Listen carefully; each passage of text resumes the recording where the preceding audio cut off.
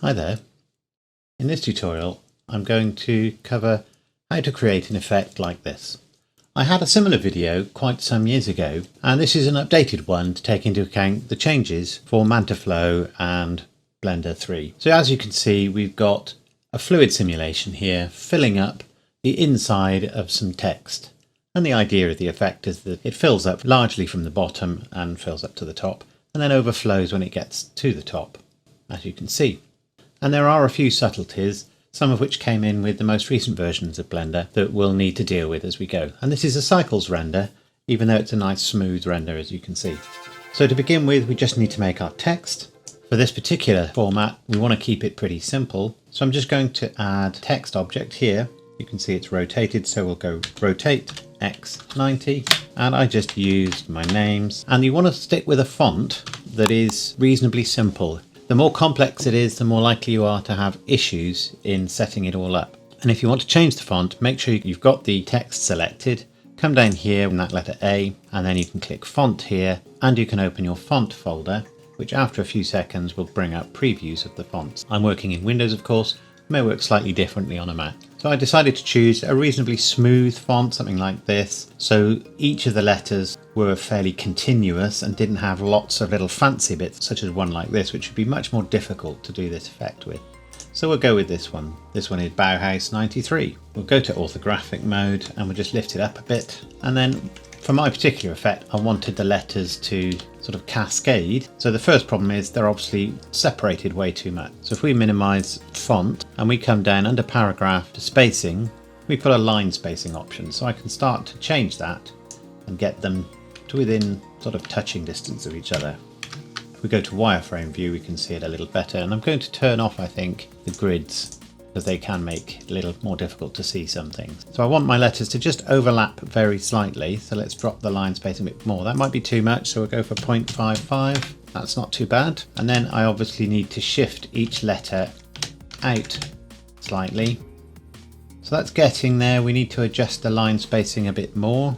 Actually, we'll try 0.5 again. And then there's character spacing as well. So if I start to reduce that, you can see they're now touching. This R is obviously too far over, so we'll push that a little bit more that way. So there's a bit of manual fettling that we need to do. So they're all overlapping now, at least a bit. And that's just what I wanted. So we'll come out of edit mode with tab.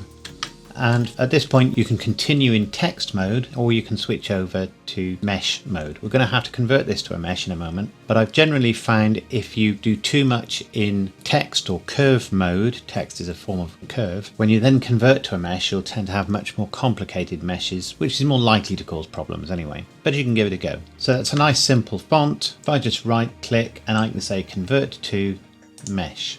If I now go into edit mode, and you can see this is already a relatively complex mesh, and I don't really want something quite that complex. I'm going to go to face select mode, select a face, and then Control L, press X, and say dissolve faces. We may need to add some additional cuts in here, because when we create this as a 3D object, there may be some strange effects that go on, but we'll see how things go. So I'll select a face in there, Control L, X, dissolve faces.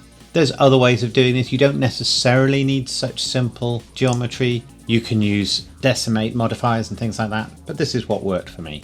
And dissolve faces, Control L, X and dissolve faces, and we'll just select those two and say dissolve faces. So that's some nice, very simple geometry, although it still has, we go to vertex view, all of those points around the edge, which we need to describe the shape, obviously. So the next thing is to join these together. So they're separate objects at the moment. I don't necessarily want to try to make them all one face. That would be asking a bit too much, but I do want to have them as one object. So if we have a look in here, what I'll do is I will select that vertex, press G twice, and now I can slide it till it's roughly coincident with the edge of that letter. And then I'll do the same with this one. You don't necessarily need to do that, but it avoids distorting the shape at all. I've now selected both those points, press M and say at center in this case. So I've now joined those two shapes together by joining those 2 points. So I've got a point here. You can see it's already on the line, and I just need this one to join there as well. So I'm just going to select that one, then select that one, press M and say at last. So it will move that point to there and join them.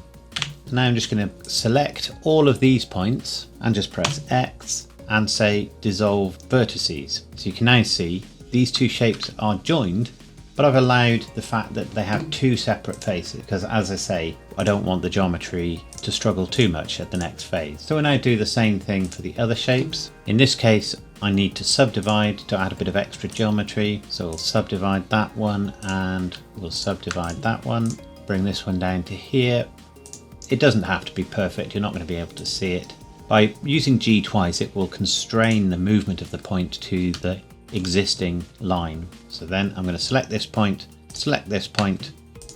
subdivide there, and then just select this point, then this point, M at last. This one doesn't matter too much, so I'm going to select it. Just need to move that point over slightly. I missed a little bit there. Select this point, then select this one, press M, and then just say at last, and that's already given me the line there. So I can now just select that vertex and say X dissolve vertices, and again you can see we've got two n-gons giving us separate faces between these objects. I'm just going to go through and do the other two letters. So there we go. Now got simple but joined geometry for each of these. So I'm going to select all the vertices, press E, and then just click, and then G, Y, and you can see we can extrude inward. And I'm going to make them reasonably thick. And there's a lot of consequences to the decisions you make at this point. You can add some subdivisions in here if you need to, and I will do that because we may need them later. So Control R, and I'm just going to use the mouse wheel just to add a second line there, and you can see that's given us a nice double subdivision or edge loop throughout the whole object. So at this point I'm going to come up here and I'm going to switch on face orientation.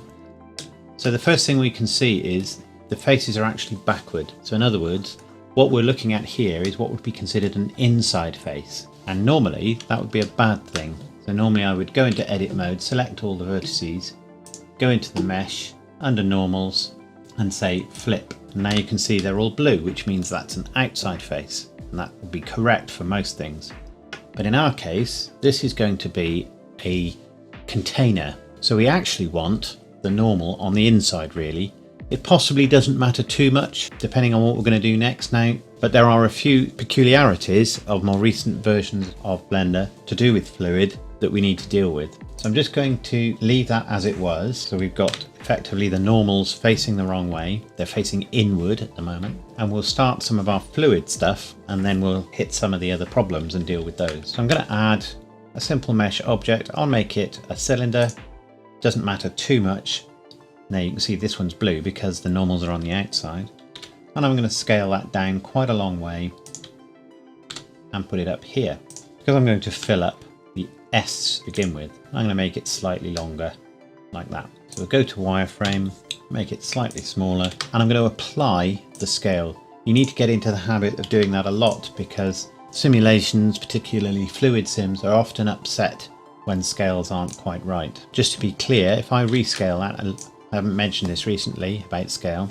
So I've made that object bigger. So there's its size. If you look at scale, it's 6. So the object scale was 1 at whatever size it was. I rescaled it, and to get to the size it is now, it applies a multiplier of 6.347. If I apply that scale, you can see that's now gone to 1. If I undo that apply and I set the scale back to 1, it returns it to the original size it was. So it's that relationship between size and scale. So when we apply scale, this becomes 1. That becomes, if you like, the real scale of the object, whatever its size. It's about as best as I can explain that at the moment. So let's put the object inside. So we know this object is smaller than this object. So this is going to be our inflow object, the object that produces the fluid. So that should be fine. And it may be, but I suspect it won't be.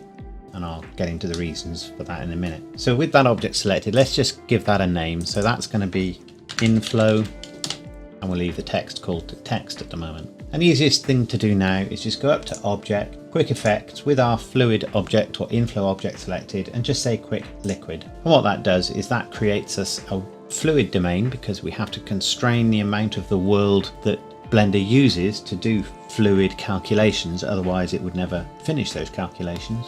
That's what this domain is. and it calls it a domain and adds a few effects to it as well. So it does a lot of the work for us. But we need to make sure it's properly positioned. So it needs to enclose our text. So I'll leave a little bit of space there. For my purposes, it doesn't need to be much higher than the text. So we'll drop that down like that. Make it a little bit higher for a reason that will become clear later. I'll bring that face in slightly, I think. And now if we look at these two faces, they really don't need to be as big as they are. So I'll just scale Y and bring them in a bit. The smaller this is, the quicker calculations can be done. And again, you can see scale isn't quite right, so we'll Control A, apply scale. So at the moment, if I press play, nothing happens.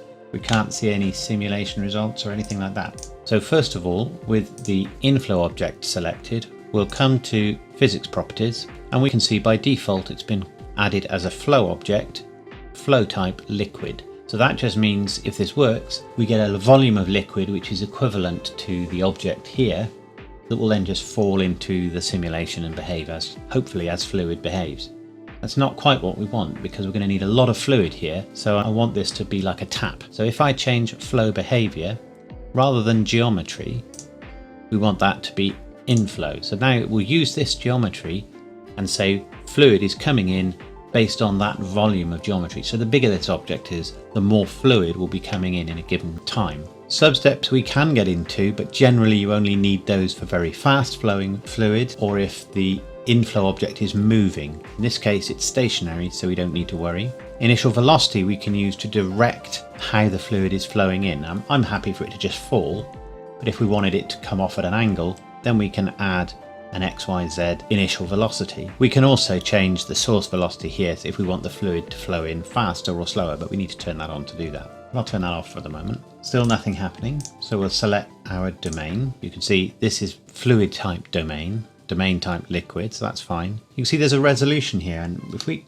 look down here, you can see there's a little cube appeared, and that is defining the size of the fluid voxels, if you like. And the bigger this number, the smaller that will be. Now you can already see that cube is a significant size relative to the size or thickness of our text. So that's probably not going to work as we would like it to. Border collisions is really just saying what happens to the fluid when it hits the edge of this domain. And what I'm saying at the moment is they will contain it.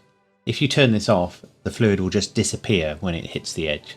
This will contain it as if it was an actual container. For our purposes, doesn't matter too much. Then we come on down and we've got a flip liquid simulation. We need to do this, but we don't necessarily need it later. This is going to create particles that define what's happening with the fluid and will show us how fast those particles are moving and so on, and allow us to do a few other things. And in a little while, we will turn on mesh, which is what really creates the fluid that we'll be able to render. These particles are not renderable, but they will show us what's going on. So normally you have to define where you're going to store it. Make sure you've saved your blend file before you continue.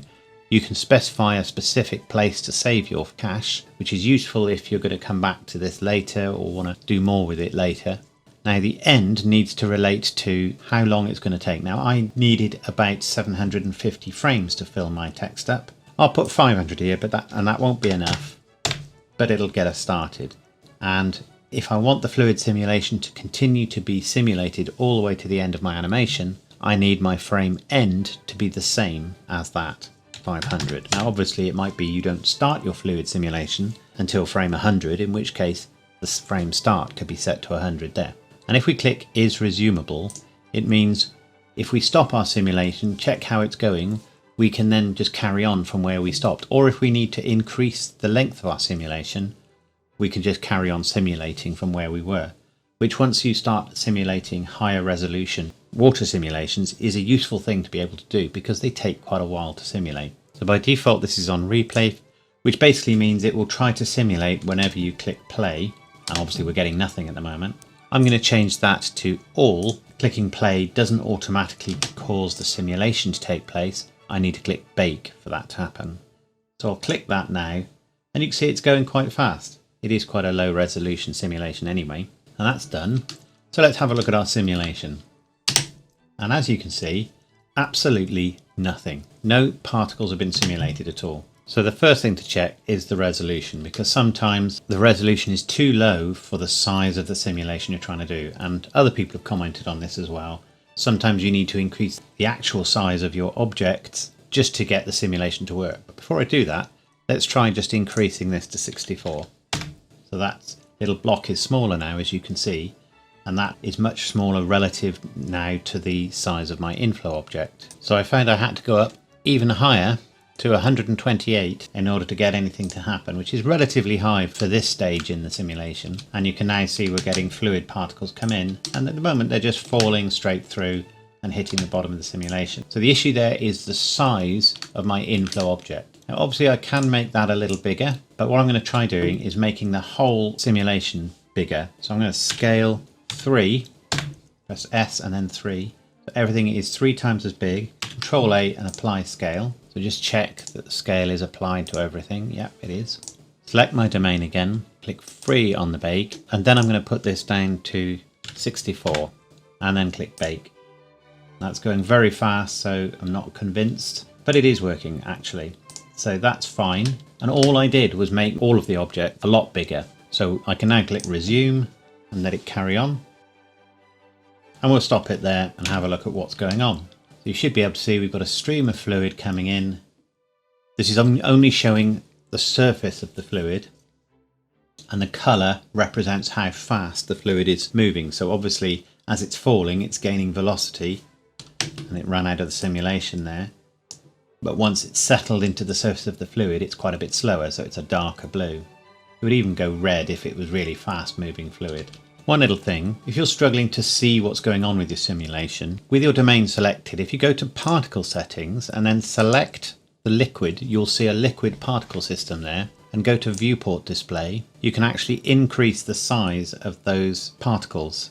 It just makes it easier to see them. It doesn't change the way they work or anything like that. And you can see color is set to velocity at the moment. It could be other things, it could be acceleration and so on, but velocity is the default. Yeah, I've turned it up even higher. So as I say, it doesn't change the way they work at all, just makes them a bit easier to see. So that's fine, but obviously what it's not doing at the moment is filling our letters up. And that's because the letters aren't part of the simulation yet. So I'm going to select those, go to physics properties and click fluid, and then under type I'm going to select effector.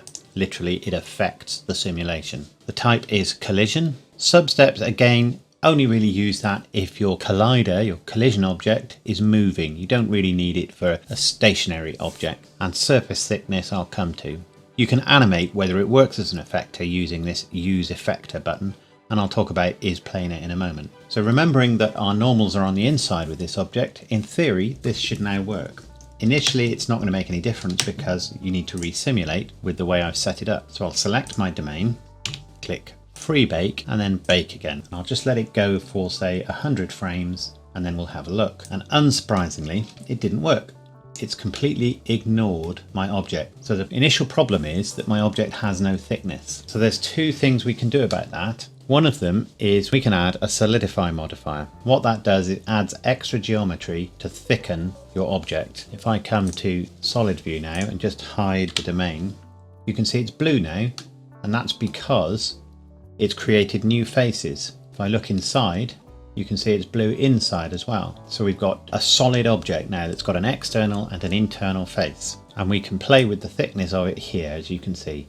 You'll notice if we go outward, we do get some slightly messed up geometry here, which could potentially cause us some problems. Go the other way, it's not too bad, but we do get some problems here. So swings and roundabouts really, and you can play with where the center point is here to try and minimize that. You'll also notice if I go to solid view, we're getting some problems here now. So you need to tweak these settings to get the best option. We can select high quality normals, which will give us some other effects, or flip them if we needed to.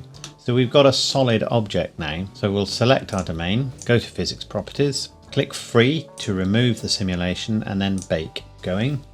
We'll let it go to 100 and you can see it didn't make any difference at all. And that's because of the location of our solidify modifier. It's below the fluid sim.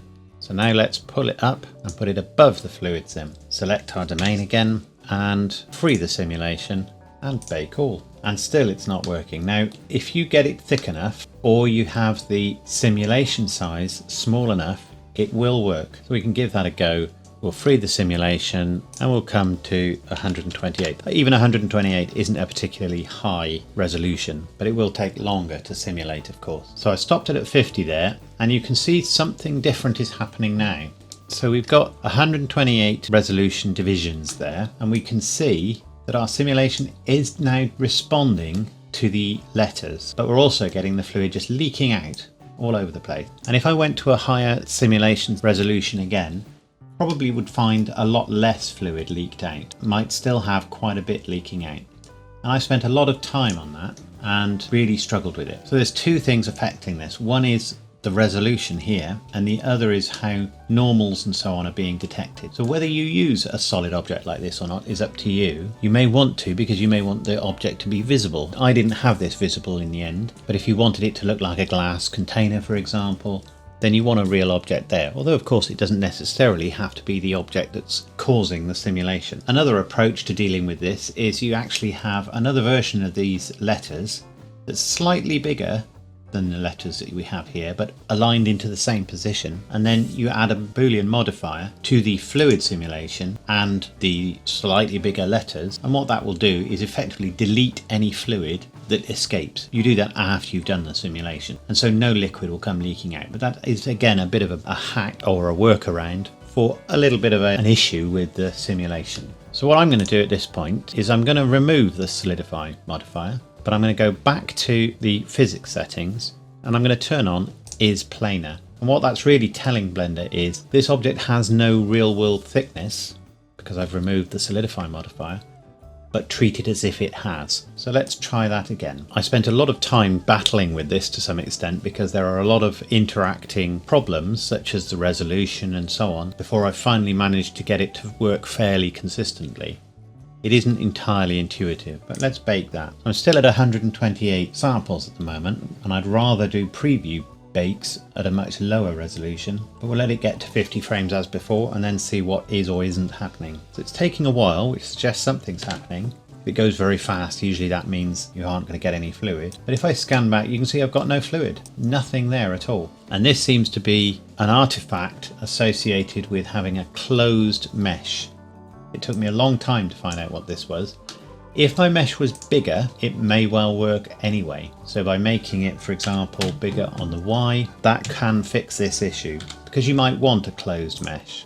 Again, apply scale. We try that again, but you can see still nothing happening. So I'm now going to come to my mesh, and this is why I added some extra geometry. I'm just going to hide the domain for a moment, select my text, I'll look from above and we'll select faces. And I'm just going to select a few faces just here, and I'm going to delete them. So there's a hole in there now. We'll take a couple more, I think, and then we're going to see if that made any difference. So we'll bring our domain back, free the bake, and then bake again. And you can see this time it worked, and the only thing that changed is that I put a hole in the top of that mesh. We possibly may have some fluid leaking out, but not very much.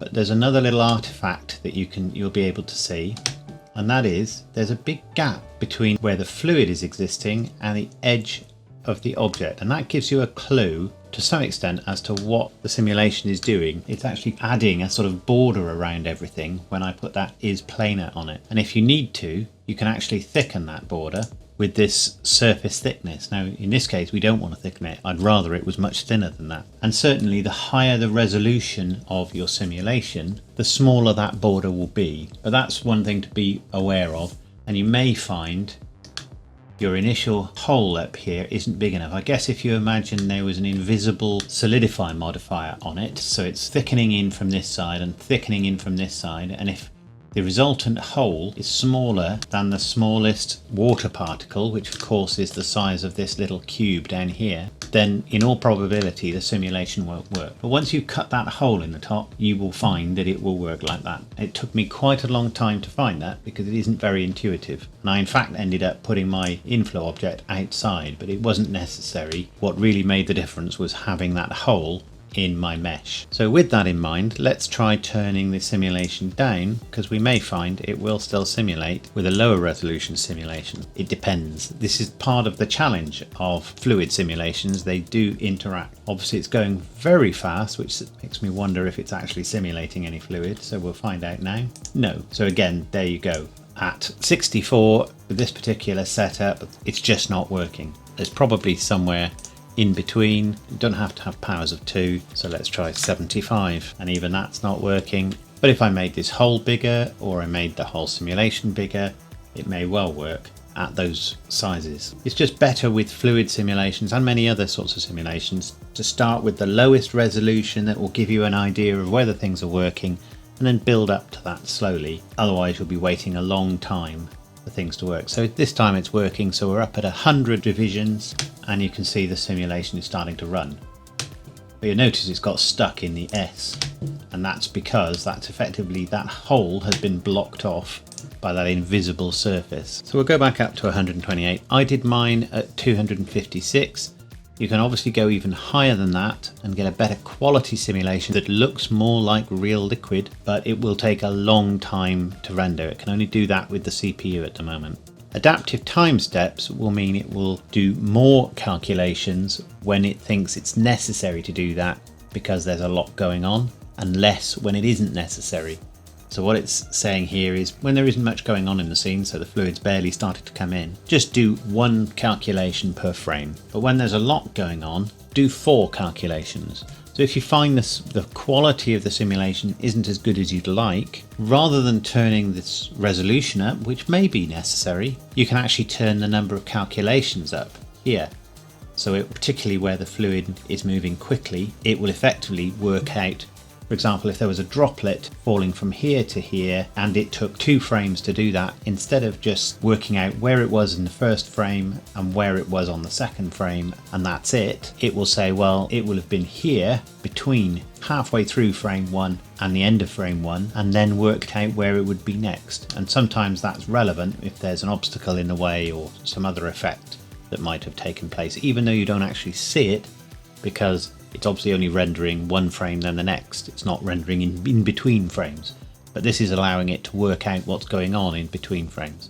So the higher this number, the better the potential quality of the render. You can turn this off, you can increase this, or you can make these numbers the same, and then it will always do that number of calculations per frame. But again, all of this has a cost in terms of the time to simulate. So I'm going to leave it at 128, and I'm going to simulate the 500 frames, which is going to take a few minutes. So I'll stop the recording. So that's simulated, and because of the relatively low resolution that I'm doing, and the fact that these have sort of constriction on these areas, got quite an interesting effect actually, which is after these first 2 letters, seems like it's almost, or first 3 letters, it's almost filling these up more than it is the rest. With my first simulation, it sort of mostly filled up the bottom one and then came up from there, but this is almost doing it the opposite way around, very nearly. That's quite fun. You can also see, because of the low resolution, there's a sort of blockiness here, but some of that is because I've increased the size of the particles. The actual size of the render voxels aren't that big. They're this big, of course. So that's done our basic simulation. We can now see this is doing pretty much what we wanted it to do, but there's nothing renderable there yet. We go to solid view, you can see our mesh is still there and in the way. So we come to our liquid options, open those with the domain selected, of course, and turn on mesh. If we open that again, we'll just need to rebake. So I'll just do that now. Okay, so that's now done. If we go to wireframe mode, we can see we've now got a mesh being generated. And we can now turn off our liquid particles. We don't need to see those now. And you can see there's the mesh in there, filling things up. We are getting a few particles escape, and that's partly to do with the resolution that we're doing this at, because as I said, 128 is still relatively low. I would say to have a reasonably convincing simulation, you really do want at least 256 for your resolution divisions. And there you go. I should have said, if you don't want water and you want it to simulate something like honey or whatever, you can turn on diffusion and then select from some presets here, and that'll give you an idea of how those different settings affect it. But essentially it just makes them more or less viscous fluids. But we've basically got our mesh there now, so I'll just move some way through the simulation, and I'm going to select this object, which is the former for our object. This is our collision object, and I'm going to come to object properties, come down to visibility. I'm going to turn off visibility in render, and I'll turn off visibility in viewport as well. So now we can go to solid view and we can see our fluid. And if I go to switch off face orientation, that gets rid of that as well. And I'm also going to hide my inflow object as well. We call up shader editor up here and select the domain object, which is now our fluid. You can see it puts an attempt at a shader that will represent fluid.